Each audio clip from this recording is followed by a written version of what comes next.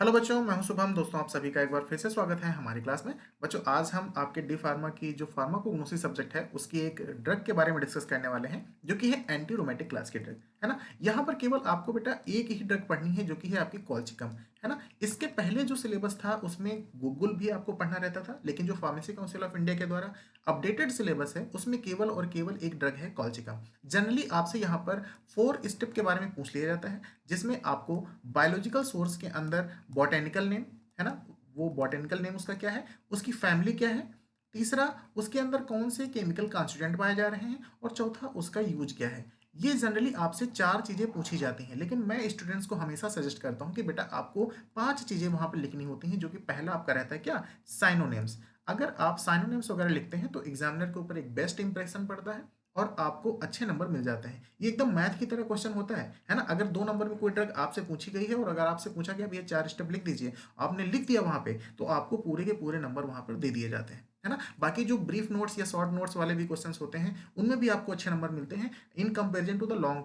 जो क्वेश्चंस होते हैं आपके, जो 8 नंबर 10 नंबर के होते हैं, उसमें आप मैक्सिमम से मैक्सिमम 6 नंबर गेन कर सकते हैं, लेकिन ये पूरे नंबर आपको अचीव करने में पूरी सहायता करता है ना। तो इन क्वेश्चंस को बिल्कुल भी रिस्क मत लेना, छोड़ के नहीं आना है ना। चलिए बात करते हैं भैया एंटीरोमेटिक ड्रग्स क्या होती हैं, है ना। हमने बताया कि आपको कॉल्चिकम पढ़ना है, तो भाई कॉल्चिकम हम पढ़ रहे हैं तो क्यों पढ़ रहे हैं, है ना। आखिर इसका यूज क्या है, तो थोड़ा सा इंटरेस्ट भी आपको याद हो जाएगा इसमें। और एक चीज और भाई, एग्जाम पैटर्न चेंज हुआ है तो हो सकता है आपसे पूछ लिया जाए कि write down the short note on rheumatoid arthritis, या फिर एग्जामिनर आपसे पूछ ले, वाइबा में पूछ लिया जाए, है ना। कहीं पर भी आपसे पूछा जा सकता है कि भैया रोमेटिज्म क्या होती है, या गाउट क्या है, या अर्थराइटिस क्या होती है ना। आखिर हम कॉल्चिकम पढ़ने जा रहे हैं तो कॉल्चिकम का यूज कहाँ करते हैं, ठीक है। तो देखिए, जितना मैं आपको बताता जाऊं केवल आप उतना पढ़ लीजिए। डेफिनेटली आपको याद करने या रटने की कोई आवश्यकता नहीं रहेगी, है ना। डेफिनेटली आपको ये याद हो जाएगा, ठीक है। चलिए बात करते हैं कि एंटीरोमेटिक ड्रग्स क्या होती हैं। तो भैया एंटी जहां लग गया उसको मतलब होता है अगेंस्ट या अपोज, ठीक है। तो रोमेटिज्म, रोमेटिज्म एक डिसऑर्डर है, एक बीमारी है, उसके अगेंस्ट में जो भी ड्रग यूज की जाती हैं उनको हम एंटी रोमेटिक ड्रग्स बोलते हैं। देख लेते हैं भैया, anti rheumatic agents are defined as medication used to reduce inflammation and disease activity in rheumatoid arthritis, ठीक है। अब बात आती है कि भैया हम रूमेटॉइड अर्थराइटिस की बात कर रहे हैं यहाँ पर बार बार,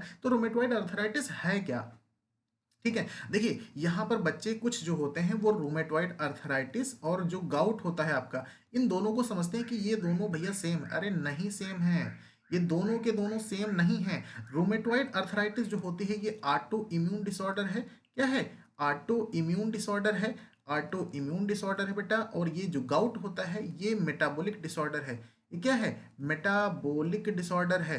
दोनों में अंतर समझ में आ रहा है, ये मेटाबॉलिक डिसऑर्डर है, ये ऑटो इम्यून डिसऑर्डर है। देखो राइटिंग यार थोड़ी सी नहीं बन पा रही है, लेकिन हम बोलते जा रहे हैं, समझते जाइए आप, ठीक है। ये ऑटो इम्यून डिसऑर्डर क्या होते हैं, ऑटो इम्यून डिसऑर्डर ऐसे होते हैं जब हमारा इम्यून सिस्टम हमारी ही बॉडी के सेल्स को मारने लगता है, उसको हम बोलते हैं ऑटो इम्यून डिसऑर्डर। यहाँ पर होता क्या है, यहाँ पर भैया ओवर एक्टिविटी, है ना, ओवर एक्टिविटी हो जाती है, किसकी, over activity of the immune system. जब इम्यून सिस्टम की ओवर एक्टिविटी हो जाती है तो हमारी सेल्स जो होती हैं वो हमारे ही इम्यून सिस्टम के द्वारा मारी जाने लगती हैं और हमें नुकसान पहुंचाया जाने लगता है, उसको हम बोलते हैं ऑटो इम्यून डिसऑर्डर, ठीक है। तो rheumatoid arthritis is an auto immune disorder. जबकि गाउट जो है भैया ये मेटाबॉलिक डिसऑर्डर है। इसमें होता क्या है, इसमें यूरिक एसिड का डिपोजिशन होने लगता है। यूरिक एसिड के जो क्रिस्टल्स होते हैं वो हमारे जॉइंट्स पे एक्यूमुलेट होने लगते हैं, जो निडिल लाइक, है ना, निडिल लाइक ये प्रोजेक्शंस होते हैं और हमारी जॉइंट्स जो होते हैं वहां पर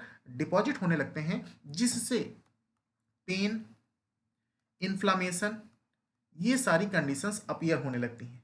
यहां पर भी भैया पेन, रेडनेस, इन्फ्लामेशन, ये सारी चीजें अपीयर होंगी, ठीक है। एक सेकंड में नीचे कर देता हूं, ठीक है। पेन, रेडनेस, इन्फ्लामेशन, ये सारी चीजें अपीयर हो रही, देखो सिम्टम्स दोनों के सेम हैं, लेकिन फिजियोलॉजी जो है वो दोनों की अलग है। ये ऑटो इम्यून डिसऑर्डर है, ये मेटाबॉलिक डिसऑर्डर है। इसमें क्या होता है, इसमें हमारे इम्यून सिस्टम के द्वारा हमारी जो सेल्स होती हैं, किस तरह की सेल्स भाई, जैसे ये हमारा है ज्वाइंट, यहाँ पर होती है एक साइनोवियल मेम्ब्रेन, इसके अंदर होता है साइनोवियल फ्लूइड।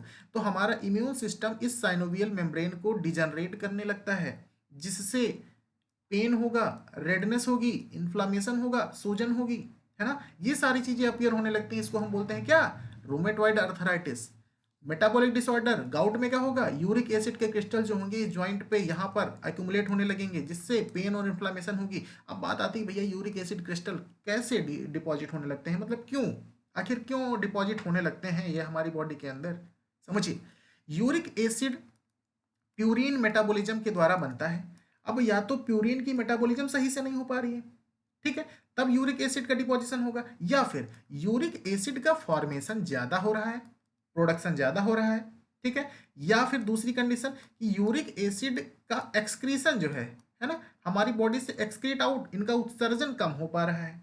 या तो भाई दो ही चीजें होंगी, है ना, या तो यूरिक एसिड का प्रोडक्शन ज्यादा हो गया है, या तो फिर यूरिक एसिड का एक्सक्रीशन कम हो गया है ना। दोनों कंडीशन में यूरिक एसिड का जो लेवल होगा भैया आपकी बॉडी के अंदर बढ़ जाएगा। अब बढ़ेगा तो कुछ ना कुछ खुराफात करेगा, खुराफात क्या होगा, यहाँ पर आके ये डिपॉजिट हो जाएगा। डिपॉजिट होने से क्या होगा, अरे भैया आपको पेन होगा, है ना, चलने फिरने में दिक्कत होने जाएगी, लग जाएगी आपको, है ना, गठिया बोलते हैं यार इसको हम, ठीक है। अब देखिए एक चीज समझिए, यहाँ एक जनरली क्वेश्चन आपसे पूछ लिया जाता है कि भैया कौन से क्रिस्टल्स जो होते हैं वो डिपॉजिट होते हैं, तो भैया इसको हम बोलते हैं मोनो सोडियम यूरेट क्रिस्टल, ठीक है। मोनोसोडियम यूरेट क्रिस्टल जो होते हैं ये जनरली डिपॉजिट होते हैं इन द गठिया, ठीक है। गाउट क्या है, गाउट एक प्रकार का सूजन वाला गठिया जो आपके जोड़ों में दर्द सूजन के कारण बनता है। गाउट तब होता है जब आपके पूरे शरीर में यूरिक एसिड का जमाव हो जाता है, ठीक है, समझ गए। अब चलिए बात करते हैं कॉल्चिकम के बारे में, है ना, मजा आया आपको। चलिए देखिए भैया, यहाँ पर कॉल्चिकम हमने बताया ना, यहाँ पर पहले गूगल डिस्कस करते थे लेकिन अब गूगल नहीं है, ठीक है। अब बात करते हैं अब बायोलॉजिकल सोर्स के बारे में। तो भैया कॉल्चिकम क्या है, सुरंजन, अरे सुरंजन की सब्जी सभी ने खाई होगी, है ना। एक प्लांट होता है उसमें लंबे लंबे से फल जो होते हैं वो लटके होते हैं। अब उसी के अंदर ये भैया कॉर्म, है ना, बीज जो होता है, ये इसी बीज को जब हम छीलते हैं तो ये हमको ऐसा चीज मिलता है ना, जिसको हम बोलते हैं क्या, कॉर्म, ठीक है। कॉर्म, इसके अंदर ये सीड होते हैं, ठीक है। तो सीड और कॉर्म दोनों से कॉल्चिकम ऑब्टेन किया जाता है। बायोलॉजिकल सोर्स में हम क्या लिखते हैं कि आखिर हम प्लांट के किस पार्ट को यूज कर रहे हैं, है ना, पार्ट ऑफ द प्लांट क्या है। तो यहाँ पर क्या हो जाएगा भैया, ये सीड एंड कॉर्म दोनों से हम कॉल्चिकम को ऑब्टेन करते हैं, जो कि हमारे लिए मेडिसिनली इफेक्टिव होता है, ठीक है। तो colchicum is obtain from the seed and corm of the colchicum. अब उसमें सीड जो होगा ये ड्राइड राइप सीड होता है, कॉर्म जो होता है ये फ्रेश या ड्राई दोनों हो सकता है, ठीक है। तो colchicum seed is the dried ripe seed and corm of colchicum autumnale, belong करता है किस फैमिली से, लिलिएसी फैमिली से बिलोंग करता है, ठीक है। कॉल्चिकम ऑटमनेल से ऑब्टेन करते हैं, फैमिली लिलिएसी। अब चलिए 4 स्टेप या 5 स्टेप जो भी हैं इसके देख लेते हैं भैया। तो साइनोनिम्स में क्या है यार, इसको मेडो सैफ्रॉन बोलते हैं, सैफ्रॉन क्या होता है, केसर, है ना, इसको मेडो सैफ्रॉन बोलते हैं या ऑटमन क्रोकस बोलते हैं, आप इसको याद रखिए। एग्जाम में कॉम्पिटेटिव एग्जाम जो होते हैं, आप भाई आगे अगर आप अभी पढ़ रहे हैं फार्मेसी तो आगे जाके फार्मासिस्ट एग्जाम देंगे, है ना, तो वहां पर ये पूछा जाता है, ठीक है। बॉटनिकल नेम क्या है इसका बच्चा, कॉल्चिकम ऑटमनेल। फैमिली क्या है इसकी, लिलिएसी, पहले डिस्कस कर चुके हैं ना। केमिकल कंस्टिट्यूएंट में भैया कॉल्चिसिन डेमी कॉल्चिसिन याद कर लीजिए, है ना, केवल 2 ही लिख लीजिएगा, वहां पूरी रामायण नहीं लिखना है आपको, है ना, केवल सेलेक्टेड चीजें लिखिए जो इंपॉर्टेंट है, ठीक है। यूज में in the treatment of gout rheumatoid arthritis, तो भैया पहले ही बता दिया, है ना, रोमेटॉइड अर्थराइटिस में यूज करते हैं, गाउट में यूज करते हैं। ये भैया एंटी ट्यूमर एक्टिविटी भी रखता है, लेकिन इसको हम एज अ एंटी कैंसर या एंटी ट्यूमर एक्टिविटी के लिए यूज नहीं करते हैं। रखता है एंटी ट्यूमर एक्टिविटी, है ना, एक नॉन एक्टिविटी, एक नॉन फार्माकोलॉजिकल एक्शन इसका ये भी है, ठीक है। एंटी कैंसर या एंटी ट्यूमर में एक ही ड्रग आप पढ़ते हैं, कौन सी है, विनका, ठीक है। अब अगर ये आपके सामने स्पॉटिंग में रख दी जाएगी तो आप पहचान लेंगे ना कि क्या है ये, कॉल्चिकम, ठीक है, जिसको हम क्या बोलते हैं, सुरंजन, है ना। और as a source of colchicine use किया जाता है। और ये कॉल्चिसिन जिसको हम निकालते हैं इसको कहाँ में यूज करते हैं, अरे भैया आयुर्वेदिक प्रिपरेशन जो होती है आपकी गाउट और रोमेटॉइड अर्थराइटिस में, वहां पर ही यूज कर लेते हैं, है ना। तो ये था all about the anti rheumatic drugs, ठीक है। यहाँ पर हमने आपको पहले बताया कि भैया रोमेटिक अर्थराइटिस होती क्या है, ये ड्रग्स हम यूज कहाँ करते हैं, गाउट में और इसमें डिफरेंस क्या होता है। फिर हमने बताया कि कॉल्चिकम के 5 स्टेप जो होते हैं उसमें क्या क्या चीज़ें आपको लिखनी है। सिलेक्टेड चीज़ें मैंने आपको बताई है और आपको एज सच जैसे मैंने बताया है वैसे ही लिख देना है, ठीक है। डेफिनेटली आप अच्छे नंबर गेन कर सकते हैं। अगर आपको यहाँ पर कोई भी टीचिंग स्टाइल में या किसी भी तरह से इलाबोरेट करने, एक्सप्लेन करने में कोई भी चीज़ें सुधारना है, कोई भी सुझाव है आपका, तो आप डेफिनेटली कमेंट सेक्शन में कमेंट कर सकते हैं। We will definitely response. Thank you very much.